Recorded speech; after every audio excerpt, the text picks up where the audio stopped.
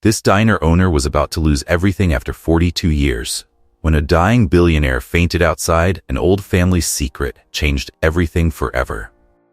The red eviction notice glared at Grace D'Angelo Williams in the dim light of dawn. Her hands trembled as she pulled the paper from the front door of the Morning Light Diner at 4:30 a.m. 30 days.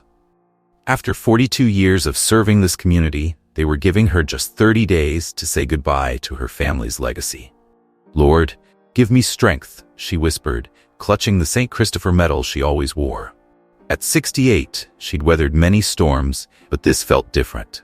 The diner wasn't just a business, it was her immigrant grandparents' American dream, built from nothing but hope and hard work in 1940.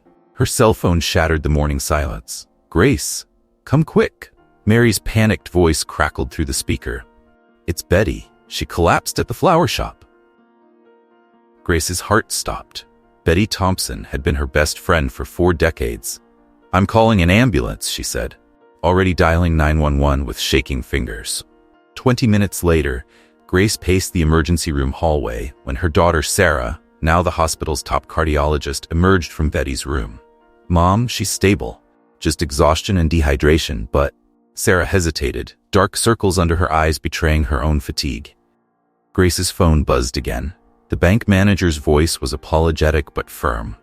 "I'm sorry, Mrs. Williams. Without additional collateral, we simply can't approve the renovation loan." Grace sank into a nearby chair, the weight of the morning crushing down on her. No loan meant no required health and safety upgrades. No upgrades meant certain closure. The memories flooded back. That horrible night 15 years ago, when her beloved Michael, destroyed by the shame of bankruptcy, had taken his own life. She'd never told anyone the truth about his death, letting everyone believe it was a heart attack. "Mom?" Sarah's concerned voice broke through her thoughts. "You're pale. When's the last time you ate?" "I'm fine, honey." Grace forced a smile, noticing how Sarah subtly tucked something into her white coat pocket. Was that a pregnancy test? But before she could ask, young Amy, her newest waitress, burst into the waiting room, mascara streaking her cheeks. "Mrs. Williams, I'm so sorry to bother you here, but..." Amy's voice cracked. "I'm pregnant. Jason left town when I told him. I don't know what to do. They'll fire me from my second job when they find out, and I can't afford the rent alone and..." Grace pulled the sobbing girl close, her own problems momentarily forgotten. Amy's situation hit too close to home, a single mother-to-be, struggling to survive, just like Grace had been after Michael's death, working 2 jobs to put Sarah through medical school. Back at the diner, Grace was going through old photographs, searching for insurance documents, when she found it, a faded picture she'd never seen before. Her grandparents stood proudly in front of the newly opened diner. But they weren't alone. A well-dressed family stood with them, the man's face eerily familiar though she couldn't place it. On the back, in her grandmother's careful handwriting, "The promise, 1940. What promise? In 42 years, she'd never heard of any promise. And why did that man's face stir something in her memory? The morning regulars would arrive soon. Grace straightened her apron, wiped her eyes, and said a quick prayer. The eviction notice burned in her pocket, but her customers didn't need to know. Not yet. They came here for comfort, for community, for her famous blueberry pancakes and sympathetic ear. She'd carry this burden alone, just like she always had. But as she flipped the sign to open, Grace couldn't shake the feeling that this ordinary Tuesday would change everything. She didn't know about the desperate billionaire fighting his own battles across town, or how their lives would collide in ways that would shake their worlds to the core. All she knew was that somehow, some way, she had to save her family's legacy. Not just for herself, but for every person who called the Morning Light Diner their second home. The bell above the door chimed. Another day at the Morning Light was about to begin, and Grace D'Angelo Williams did what she'd always done, squared her shoulders, put on a smile, and faced whatever challenges lay ahead with faith, courage, and a fresh pot of coffee brewing on the stove. William Blackwood III stared at the medical report on his desk. The words, "immediate heart transplant required," seemed to mock him. After building a $10 billion empire, his own heart was failing him. "Father, be reasonable." Victoria's voice cut through his thoughts. His daughter, His daughter stood in his Boston office doorway, her brother Thomas beside her. "You need to step down. The board is concerned about your decision-making." William reached for the envelope his private investigator had delivered that morning. "Concerned enough to forge my signature on company transfers?" He spread the documents across his desk. "Would you like to explain why you're secretly moving assets to offshore accounts?" Thomas stepped forward. "That's for your own protection. You've been making questionable choices. Like refusing to marry Margaret Sinclair?" Victoria interrupted. "She's perfect for you, father. Her political connections alone. Enough." William's voice was quiet but firm. "Get Anderson here. Now." 10 minutes later, their family lawyer shifted uncomfortably in his seat. "The transfers are temporary. Until you're, well, again." "Until I'm dead, you mean?" William pulled out another document. "Did you really think I wouldn't discover the psychiatric evaluation you ordered, planning to declare me mentally incompetent?" Victoria's mask cracked. "You're sick. I need loyal children. Instead, I got vultures." William pressed a button on his phone. "Security, please escort my children and Mr. Anderson out. Their access is permanently revoked." After they were gone, William opened his father's old ledger. He'd found it last week, hidden in a vault. The entries from 1940 made him sick. Detailed records of properties stolen from immigrant families through forged documents and rigged auctions. One entry caught his eye. "D'Angelo property acquisition phase 1 complete." A knock interrupted his reading. Margaret Sinclair swept in. Elegant as always. "William, darling, terrible business with your children." She sat across from him. "But I have a solution. Marry me. With my senator connections and your empire, we'd be unstoppable. I could help protect you from Thomas and Victoria." William studied her. "And secure your own financial future?" "We're too old for romance, William. This is about smart business." She smiled. "Think about it." After she left, William noticed a man watching his building from across the street. The same man he'd seen outside his house yesterday. His children were moving faster than he'd thought. He loosened his tie, memories flooding back. 5 years ago, a desperate man had begged for a meeting, claiming Blackwood Enterprises had destroyed his business through illegal practices. William had dismissed him as another failed businessman. 2 weeks later, the man died. "Heart attack," they said. William grabbed his father's ledger and some files. His personal phone was probably tapped, his moves watched. Fine. They wanted to play games. He started his old Jaguar, the one thing he'd kept from his early days as a struggling real estate agent. Time to disappear for a while. The heart medication his doctor prescribed sat unopened in his pocket. 1 year, maybe less, without a transplant. He thought of his father, who died alone and bitter, destroying lives until his last breath. Was this his legacy too? A news alert flashed on his phone. Historic Burlington district targeted for luxury development. His own company's project, the one Victoria pushed for. Looking at the pictures, something tugged at his memory. An old diner with a neon sign. William pulled out of the parking garage, unsure where he was going. But as his chest tightened with another warning spasm, he knew he was running out of time. Not just to save his life, but to right the wrongs that had haunted his family for generations. He didn't know his escape route would lead him to a small diner in Burlington. Didn't know that his father's sins and his own redemption were waiting there, along with a woman whose family's story was intertwined with his, in ways he couldn't imagine. All William knew was that for the first time in his 70 years, he was breaking free. From his children's betrayal, from Margaret's manipulation, from his father's dark legacy. Whether his heart lasted long enough for him to make things right, that was in God's hands now. William gripped his chest as pain shot through his left arm. The morning fog made the road signs near Burlington hard to read. His vision blurred. Not now. Not here. He managed to pull into a parking lot, the neon sign above him flickering, Morning Light Diner. The pain intensified. He fumbled for his medication, dropping the bottle.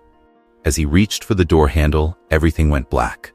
Grace was setting up for the morning rush when she saw the Jaguar swerve into her lot. Something was wrong. The driver wasn't moving. "Amy, call 911. She rushed outside, her mind flashing back to that terrible night. Michael in their garage, engine running. The note in his hand. No, focus. This man needed help. She yanked the car door open. The driver, an older man in a suit, was slumped over the wheel. No pulse. Without hesitating, Grace started CPR, memories of her first aid training kicking in. "Sir, can you hear me?" She pressed down on his chest. "Stay with us." The ambulance arrived in minutes. As paramedics loaded him into the vehicle, Grace grabbed his dropped pill bottle, heart medication. She'd follow them to the hospital. She couldn't let another man die on her watch. At the ER, Sarah took charge of the case. "BP's dropping. Get him to cardiac unit stat." Grace waited, clutching the stranger's pill bottle.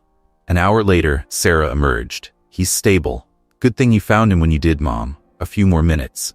A nurse interrupted them. "Dr. Williams? Patient in 204 is asking for the woman who saved him." Grace entered the room. The man looked better, though tired. "Bill Thompson?" he said weakly. "I owe you my life." "Grace Williams, you gave us quite a scare." "Williams?" Something flashed in his eyes. "From the diner?" "3 generations of Williams women have been serving breakfast there," she smiled, "though maybe not for much longer." "What do you mean?" Before Grace could answer, Betty appeared in the doorway. She froze, staring at William. The flower vase she was carrying crashed to the floor. "Betty? What's wrong?" Grace rushed to her friend. Betty's face had gone white. I know him. He's not Bill Thompson, he's William Blackwood III. I was his family's housekeeper 40 years ago." Grace stepped back. Blackwood. The name hit her like a physical blow. Michael's voice echoed in her head. "Blackwood Enterprises destroyed us, Grace. I've lost everything." William struggled to sit up. "Mrs. Thompson? From the Boston house?" "You need to leave." Grace's voice shook. "Now. Please let me explain." "Explain? Like your company explained to my husband before he killed himself?" The words burst out before she could stop them. Sarah gasped in the doorway. "Mom? Dad didn't die of a heart attack?" Grace steadied herself against the wall. 15 years of carefully guarded truth shattered in a moment. She glanced at the window, seeing her own reflection. In her hand, she still clutched the old photo she'd found that morning. Looking at it now, she finally recognized the well-dressed man standing with her grandparents. "Your father," she said to William. "This is your father in the photo." William squinted at the image. "Where did you get that?" "Get out of my daughter's hospital." Grace's voice was ice. "Your company's already taken my husband and my diner. You won't take anything else from us." As she turned to leave, an envelope fell from behind the old photo. Inside was a letter dated 1940, beginning, "In exchange for the D'Angelo property." Grace's hands trembled. All these years, the answer to her family's tragedy had been hidden in her own diner. And now, the son of the man who'd started it all lay in her daughter's hospital, his life saved by her own hands. "Mom?" Sarah touched her arm. "We need to talk about Dad." Grace walked out, the letter burning in her pocket, her mind spinning with questions. Behind her, she heard Betty say quietly to William, "You don't know the whole story. None of you do." The day had barely begun, and Grace's world was already unraveling. Outside the hospital, she looked up at the morning sky, just as she had the day they told her Michael was gone. "What else have you been hiding from me?" she whispered, to God, to Michael, to the universe. She wasn't sure which. The diner would be opening soon. People counted on her. But for the first time in 42 years, Grace wasn't sure she had the strength to serve anyone else's needs but her own. William sat in his hospital bed, studying the 1940s property records he'd brought in his briefcase. Each document revealed another layer of his father's deception. Local immigrant families had been systematically stripped of their properties through forged liens, rigged auctions, and falsified debts. The D'Angelo file was the thickest. William's father had spent 3 years orchestrating their downfall. But why? What made their small diner so important? A knock interrupted his thoughts. Betty Thompson entered, closing the door behind her. "You look just like him, you know?" she said, "Same way of frowning when you're troubled." "Why didn't you tell Grace who I was immediately?" "Because I know things. Things about your father, about Grace's family. There's an old will." The door opened as Sarah walked in for morning rounds. Betty fell silent. Across town, Grace stood at Michael's grave for the first time in months. "I'm sorry I lied about how you died," she whispered. "I thought I was protecting our daughter. Now I don't know what to believe anymore." She placed fresh flowers by the headstone. A young woman was crying at a nearby grave. Amy, her pregnant waitress. "He's here," Amy said, wiping her tears. "My baby's father died in a car crash last month. I didn't even get to tell him about our child." Grace held Amy as she cried, remembering her own dark days of grief and secrets. Back at the hospital, Sarah was reviewing William's old charts when a familiar name caught her eye. She pulled up another file, her father's death certificate. The signatures matched. The same doctor had treated both men. Her phone buzzed. A text from the fertility clinic. "Pregnancy confirmed. Important to discuss work modifications during first trimester." Sarah sank into her chair. Chief resident with a baby on the way. Her career plans, the fellowship she'd worked toward, everything would change. Across the city, Margaret Sinclair sat in her doctor's office, staring at her scan results. How long? 6 months, maybe 8, with aggressive treatment. Margaret thought of William, of their shared history, of the choices she'd made. She pulled out her phone and dialed a number. "Detective, stop following William. I'm calling off the investigation." At the diner, Grace found another letter hidden in the old photo album. Her grandfather's handwriting was shaky. "If you're reading this, they've finally come for the diner. But remember, the real deed is hidden where faith meets hope." "Faith meets hope?" Grace murmured. That's what the pastor used to say about the corner booth. Joe, her oldest customer and a Vietnam vet, spoke up from his usual seat. "Your grandpa and mine built this place together. Did you know that?" Before Grace could answer, her phone rang. The bank again. "Mrs. Williams, there's been an anonymous inquiry about purchasing your mortgage." Grace's hands shook as she ended the call. Someone was moving against her. But who? In his hospital room, William made a careful list of every property his father had stolen. The pattern was clear. Small businesses along Burlington's main street, all acquired between 1940 and 1943, all now part of his company's new development project. Sarah appeared with his latest test results. "Your heart's getting weaker, without a transplant soon." "I know." William looked at the young doctor. "You have your mother's kindness and your father's determination." Sarah stiffened. "You knew my father?" "I denied his request for a meeting 5 years ago. A decision that haunts me every day." Sarah's hand went instinctively to her white coat pocket, where the positive pregnancy test was hidden. Life and death, beginnings and endings, all connected in ways she never expected. A knock at the door revealed Betty, clutching an old envelope. "It's time you knew the truth. All of you." She held up a yellow document. "This is your father's real will, the one he wrote the night he discovered what his actions had done to the D'Angelo family." William reached for the document, but Betty pulled back. "Not yet. First, you need to understand why your father spent 40 years trying to destroy Grace's family, and why he spent his last days trying to make it right." The monitors beeped steadily as William absorbed Betty's words.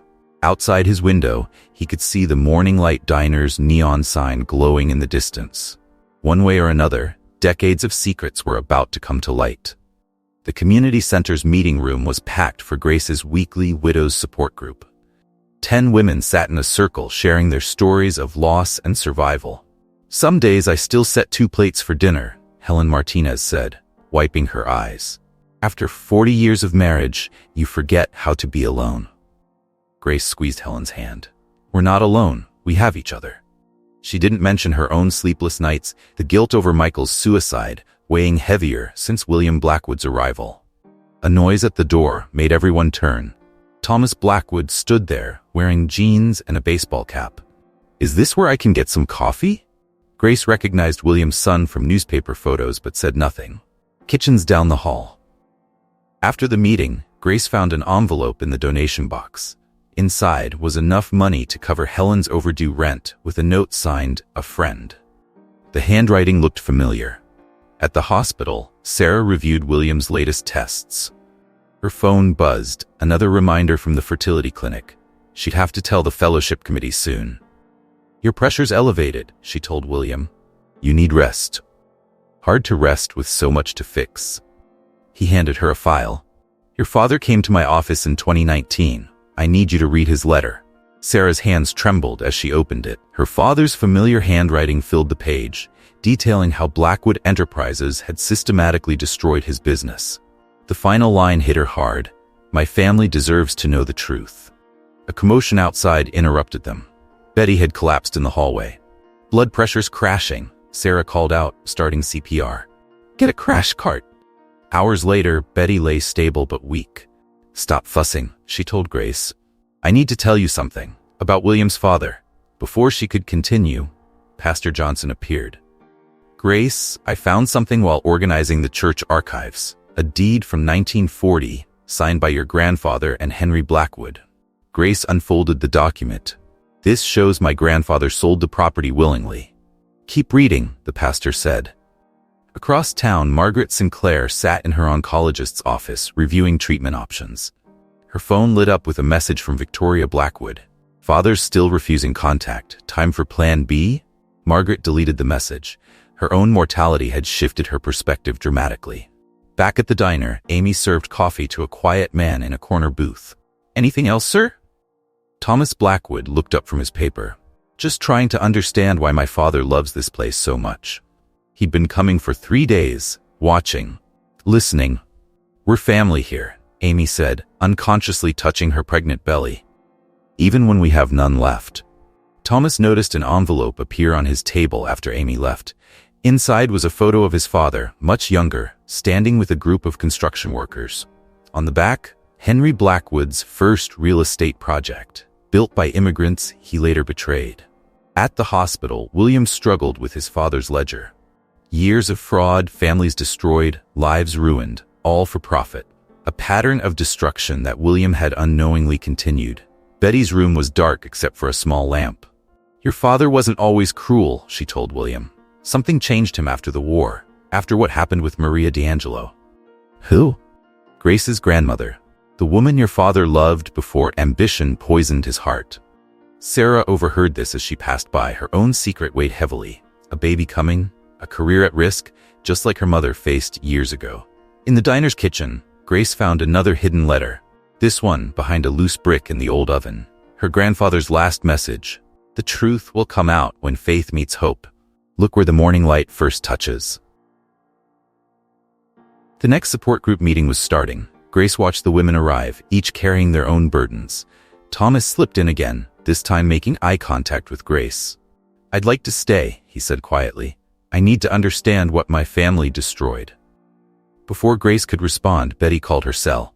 "Grace, get to the hospital. Now. It's time you knew everything about William's father, about Maria, about why the diner meant so much to both families." Grace looked at Thomas, seeing something of William in his face. "Come with me," she said. "I think we all need to hear this story." Outside, the morning light hit the diner's windows, creating patterns on the sidewalk. Somewhere in this building, Grace's grandfather had hidden the truth. But was she ready to uncover it? The Morning Light diner buzzed with its usual breakfast crowd when Margaret Sinclair walked in. She surveyed the room, spotting William at the counter talking quietly with Grace. "Well, well," Margaret announced loudly. "William Blackwood himself, hiding in a greasy spoon." The diner fell silent. "Playing poor while your children try to save your empire?" Grace stepped back from William, her face draining of color. Every customer stared. "Is it true?" Grace's voice shook. "You're William Blackwood?" Before he could answer, Thomas stood up from his corner booth. "Dad?"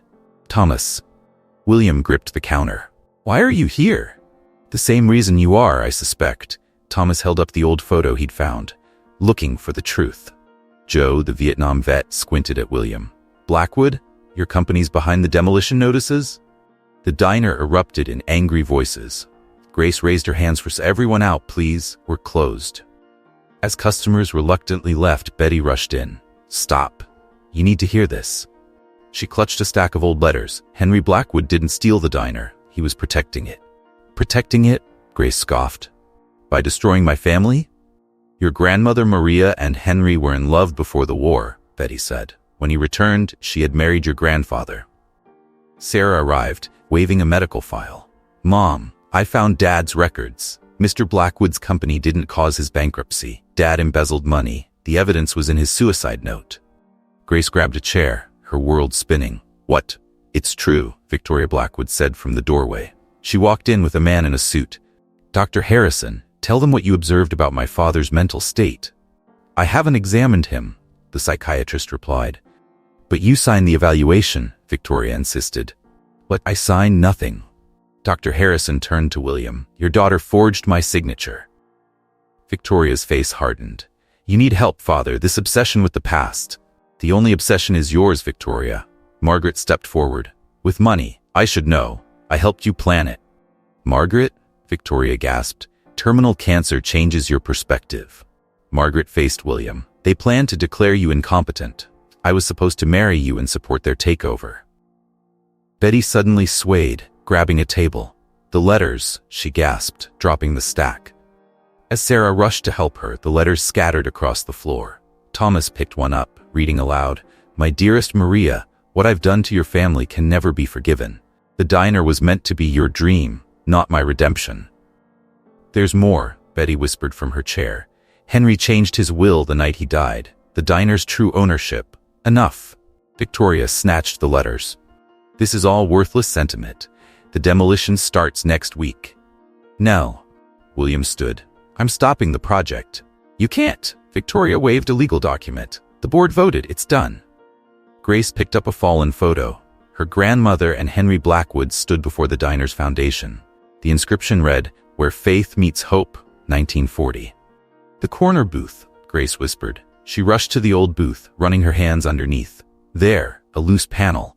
Inside was a sealed envelope, the paper yellow with age. Grace read it, her hands shaking.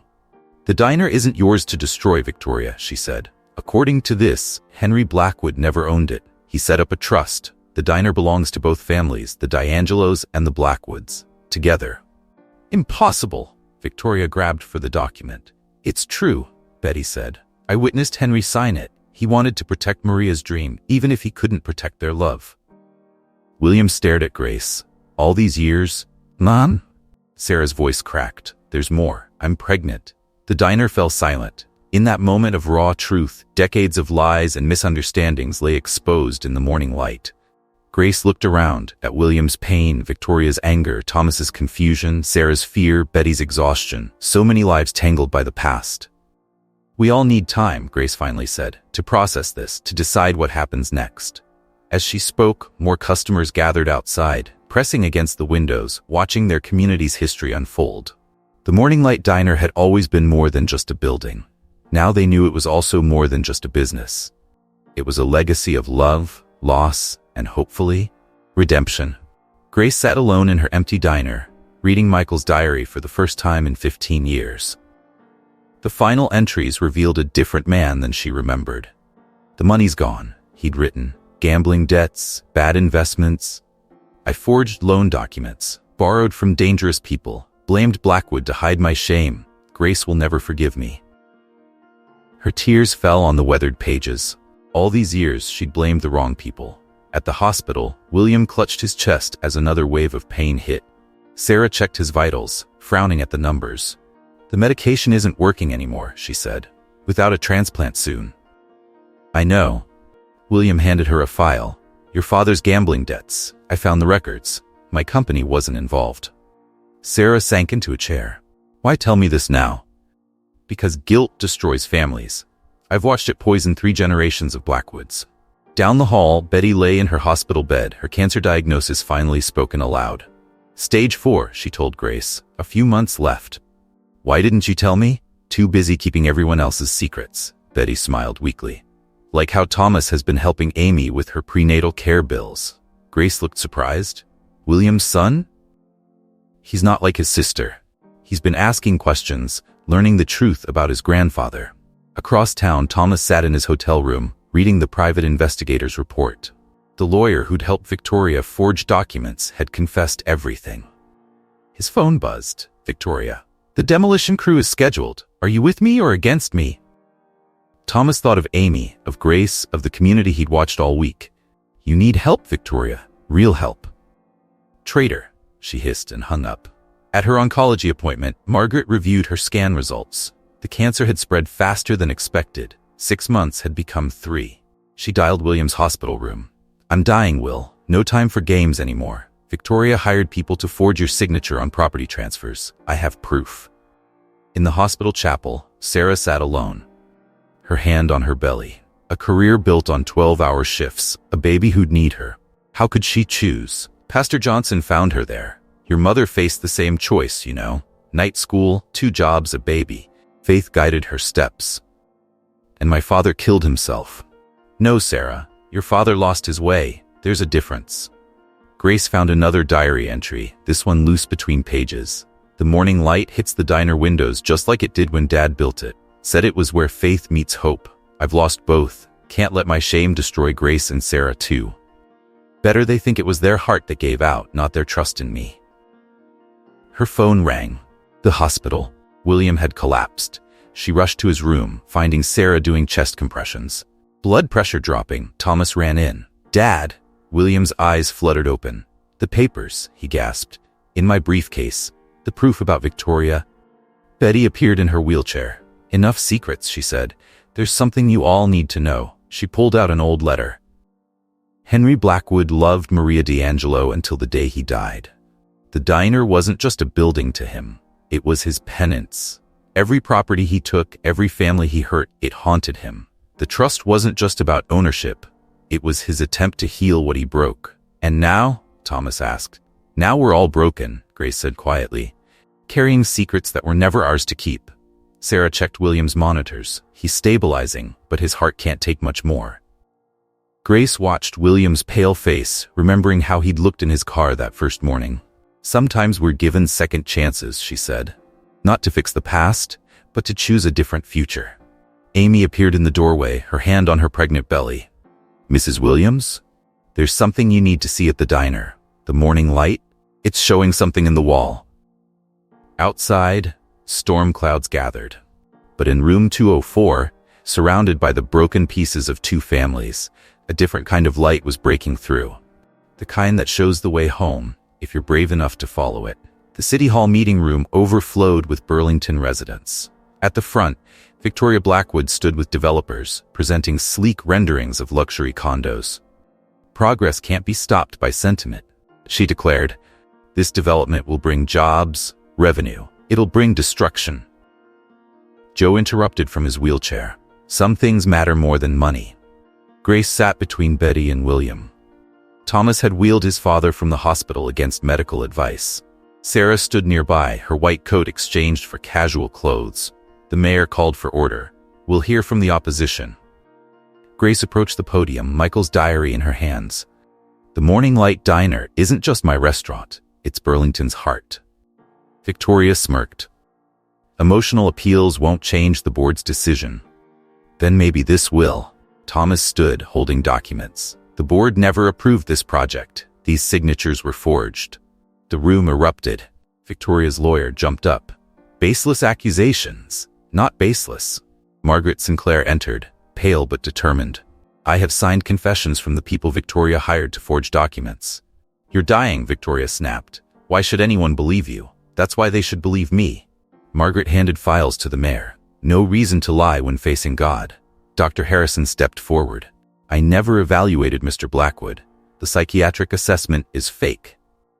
Victoria's composure cracked. Father's sick. He needs help. The only sick person here is you. Thomas faced his sister. You tried to steal our father's company. Sarah moved to check William's pulse. The stress was affecting him, but he waved her away, struggling to stand. I have an announcement, he said, voice weak but clear. I'm donating the Blackwood Group's Burlington properties to a community trust. Victoria lunged for the podium. You can't. I won't let you destroy everything. Mrs. Blackwood, a police officer stepped forward. We have a warrant for your arrest. Fraud, forgery, conspiracy. As Victoria was led away, Sarah suddenly grabbed her stomach. Mom? Grace rushed to her daughter. Sarah whispered, I'm pregnant. The fellowship committee meets tomorrow. I can't lose everything I've worked for. Grace squared her shoulders. Then tell them the truth, like I should have years ago. Betty's voice cut through the chaos. Henry Blackwood left one last secret. She pulled out a yellowed envelope. The diner land? He bought it with Maria's own money, money she'd saved to escape her arranged marriage. He kept it in trust, waiting for her, but she chose love with Grace's grandfather instead. William's heart monitor started beeping rapidly. Sarah checked the display. We need to get him back to the hospital. Wait, William gasped. He faced the crowd. My father hurt your families. I continued his legacy of destruction. But Grace showed me what community really means. The development stops today. The trust will preserve these buildings, help small businesses thrive. The mayor studied the documents. These properties represent millions in tax revenue. Then tax me. Margaret stepped forward. My estate will cover any shortfall. Grace felt tears rising. Why? Because you showed me real wealth isn't in bank accounts, Margaret said. It's in how many lives you touch before you leave. Suddenly, William collapsed. Sarah started CPR as someone called 911. Dad? Thomas knelt beside him. Grace grabbed William's hand. Don't you dare give up. You hear me? We have too much left to fix. The ambulance sirens wailed outside. As paramedics rushed in, Grace saw Amy helping Betty back to her wheelchair. The young waitress and the dying woman who'd kept so many secrets, both fighting their own battles, both part of her strange, expanding family. The morning light, Betty whispered as they wheeled William out. It's showing us the way, just like Henry said it would. The mayor's gavel crashed down. Meeting adjourned pending criminal investigation. Outside, the crowd gathered around Grace. Neighbors, customers, friends, all waiting to hear what would happen next. But Grace's eyes were fixed on the ambulance carrying William away, her heart racing with a truth she wasn't ready to face. Somewhere between forgiveness and understanding, she'd fallen in love with him. The hospital waiting room filled with diner regulars as William fought for his life in the cardiac unit. Sarah emerged from his room, exhausted. He's stable, but his heart's failing fast, without a transplant soon. Grace paced the hallway, praying. Thomas sat with his head in his hands while Margaret made calls about Victoria's arrest. The board's meeting tomorrow, Thomas said. We need Dad to sign the trust documents. He needs rest, Sarah insisted. Betty wheeled herself to Grace. Tell him how you feel. What? I've watched you two. Some things are worth the risk, Grace. A commotion erupted down the hall. Victoria had escaped police custody and stormed into William's room. You're destroying our family legacy, she screamed. William struggled to sit up. No, Victoria, I'm saving it. By giving everything away to these nobodies? These people showed me what real family means. William's voice strengthened. Your grandfather built his empire on lies. I continued it, but it stops now. Victoria pulled out legal papers. Sign this. It gives me control. Security, Thomas called. You're just like her. Victoria pointed at Grace, manipulating him when he's weak. Grace stepped forward. Your father's the strongest man I know, strong enough to face his mistakes. You don't know anything about our family. I know your grandfather loved my grandmother, Grace said quietly, and chose pride over love, just like you're doing. Victoria lunged for the bed. William's heart monitor screamed. Sarah rushed to help as he clutched his chest. Code Blue? Sarah shouted. Get her out of here. Security arrived as Grace started praying, Thomas holding his father's hand. The room filled with medical staff. Clear. Sarah applied the defibrillator. Nothing. Again. William's body jerked. Still nothing. Dad, please, Thomas begged. We need you. Grace touched William's forehead. William Blackwood, don't you dare leave. I love you, you stubborn man. The monitor beeped. Then again. Pulse returning, Sarah announced. Victoria watched from the doorway, handcuffed. He's really choosing them over us. No, sister. Thomas faced her. He's choosing love over hate. Try it sometime. As Victoria was led away, Margaret entered. The board approved the trust. Everything's ready for William's signature. William opened his eyes. Grace, I'm here. Did you mean it? Every word, he smiled weakly. Took us long enough. Betty wheeled closer. Henry would be proud, William. You're healing what he broke. Sarah checked his vitals. We need a heart donor match soon. Then we pray for one, Grace said. And trust in morning light. Amy appeared with coffee for everyone. The diner's packed. Everyone's asking about Mr. Blackwood. Tell them, William paused. Tell them the prodigal son finally found his way home. Thomas studied the trust documents. Dad, this transfers everything, the whole Burlington portfolio. Not everything. Margaret handed over more papers. I'm adding my properties too, and funding a small business support program. Why? Thomas asked. Because Grace was right. Real legacy isn't in buildings or bank accounts, it's in the lives we touch. William signed the papers with shaking hands. It's done. Grace kissed his forehead. No, it's just beginning. Sarah pulled Grace aside. Mom, about the baby? You'll be an amazing mother and doctor, just like I managed both. I'm scared. Fear means it matters. Grace hugged her daughter, and you've got family to help. Outside William's room, Betty shared a knowing look with Margaret. Two women with numbered days, watching love heal old wounds. The morning light hits the hospital windows just like it does the diner, Betty mused. Faith meeting hope. Amy touched her pregnant belly. Mrs. Williams, the customers want to start a collection for Mr. Blackwood's medical bills. Grace wiped tears. Tell them their prayers are enough. Family takes care of family. William drifted off to sleep, still holding Grace's hand. The monitors beeped steadily as morning light painted the room gold. Somewhere between forgiveness and redemption, two families had become one. And in that light, even Victoria's empty chair held a promise of healing. 2 months after the City Hall showdown, the Morning Light Diner hummed with activity. Construction crews worked on neighboring buildings while preserving their historic facades. Inside, Grace served coffee to the project supervisor. The community center opens next week, he reported. The small business incubator space is ahead of schedule. Thomas entered with blueprints. Dad approved the final designs. Each building keeps its original character while getting modern upgrades.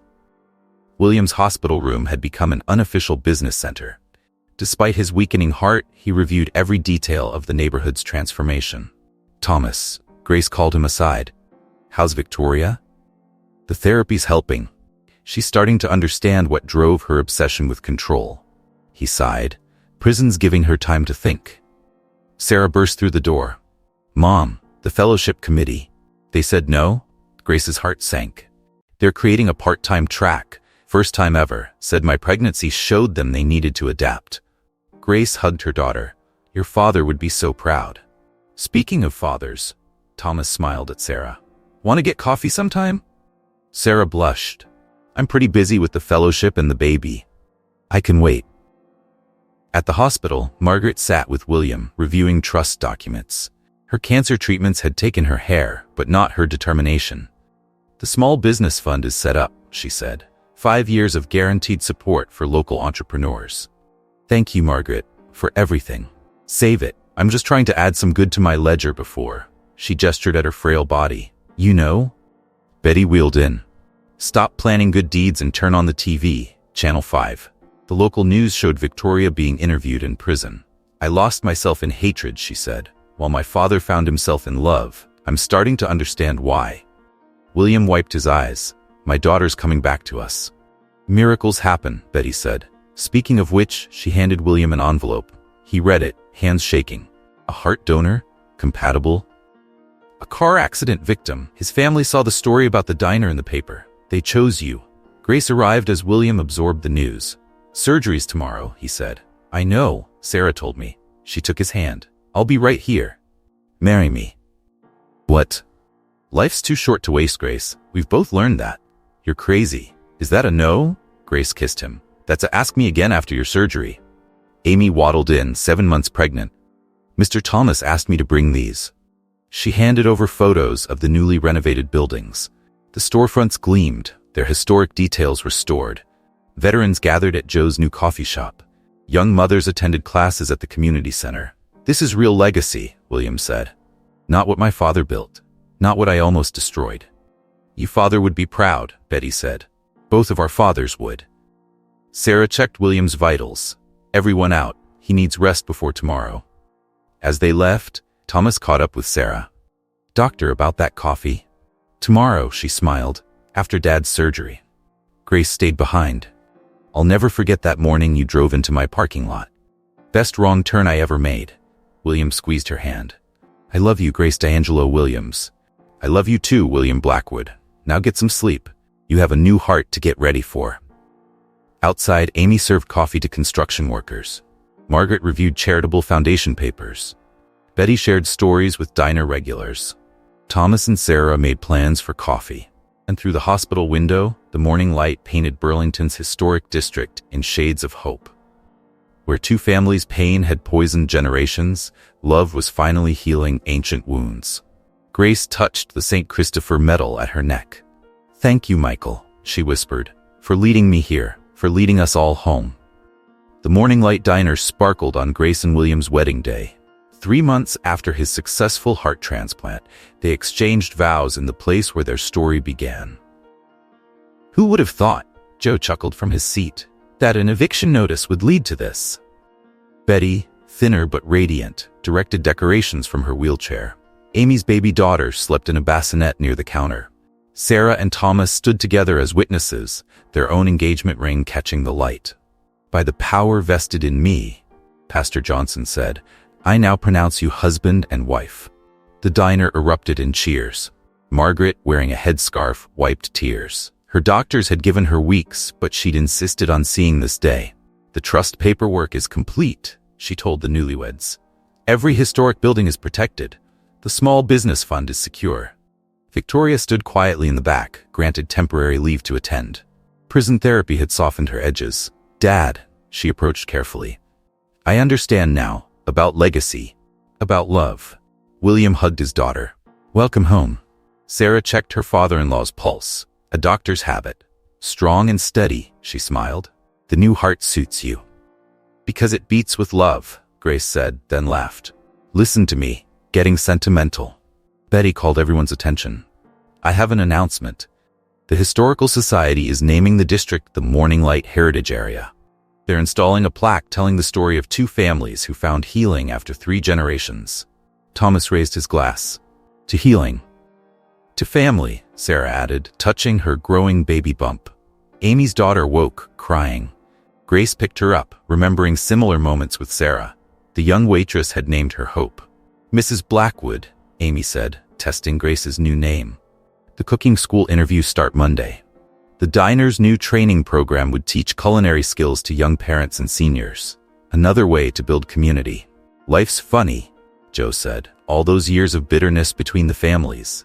Now look, weddings, babies, new beginnings. Margaret pulled Grace aside. The documentary crew arrives next week. Your story's inspiring people nationwide. Our story, Grace corrected. All of us. Victoria approached her father. The prison counselor thinks I'm ready for work release. Maybe I could help with the small business program? William looked at Grace, who nodded. We'll talk to the trust board. Betty wheeled to the window. Henry and Maria are smiling somewhere. Their grandchildren finally found what they couldn't, the courage to choose love over pride. Sarah and Thomas joined the group. The baby's kicking, Sarah announced. Dad, want to feel your granddaughter? William placed his hand on her belly, his new heart beating strong. Hello, little Maria. Grace touched her St. Christopher medal. The past felt present, but not painful. Michael, her grandparents, Henry Blackwood, all part of the path that led here. The morning light, Betty whispered. Just like they promised, faith meeting hope. Amy served champagne. Joe told war stories. Margaret discussed trust business with Thomas. Victoria helped a customer. Sarah checked William's heartbeat one more time. Steady, strong, sure. And Grace watched her expanded family with wonder. The diner that had been her burden was now her blessing. The man she'd blamed had become her love. The pain of the past had transformed into promise. Penny for your thoughts, Mrs. Blackwood? William asked. Just grateful, she said, for wrong turns and second chances.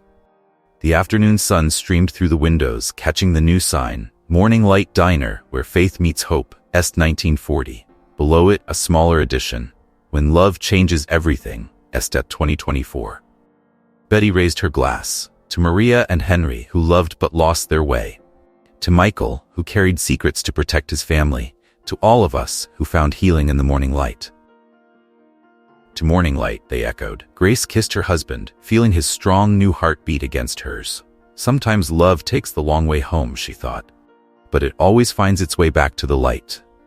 1 year later, the Morning Light Diner buzzed with its usual breakfast crowd, but everything had changed. Grace and William worked side by side behind the counter, serving coffee and sharing smiles. Grandma? 5-year-old Maria, Sarah and Thomas's daughter, ran in wearing her tiny apron. Can I help make pancakes? Grace lifted her granddaughter onto a step stool. Remember what I taught you? The secret ingredient is love, Maria giggled. Just like in the movie about you and Grandpa. The documentary about the diner had inspired similar preservation projects across the country. Pictures near the register showed Grace and William cutting ribbons at restored diners in other cities. "Morning, everyone," Amy called out, now the diner's manager. She balanced baby Hope on her hip while greeting customers.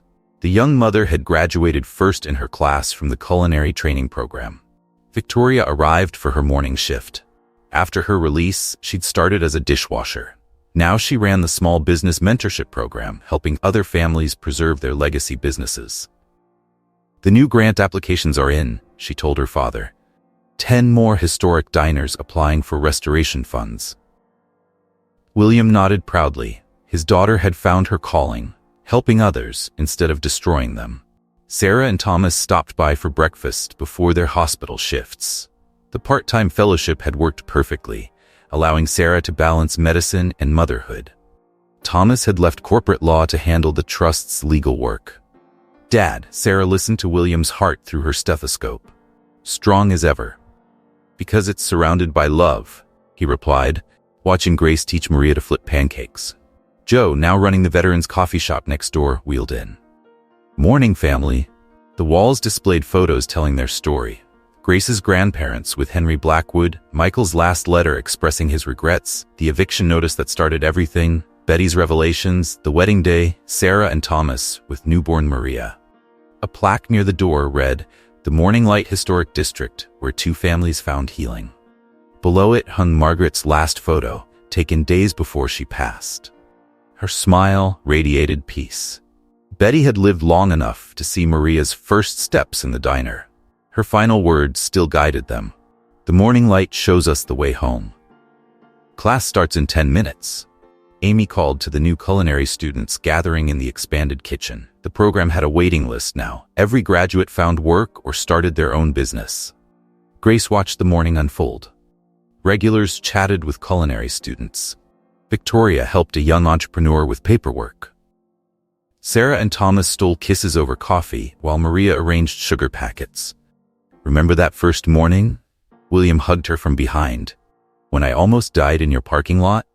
"Best emergency CPR I ever gave," Grace laughed. "Though I still think you planned it. Guilty as charged, one look at you and my old heart couldn't take it. Good thing you got a new one. Good thing I got you." The morning light streamed through the windows, creating familiar patterns on the floor. Faith meeting hope, just like their families had promised generations ago.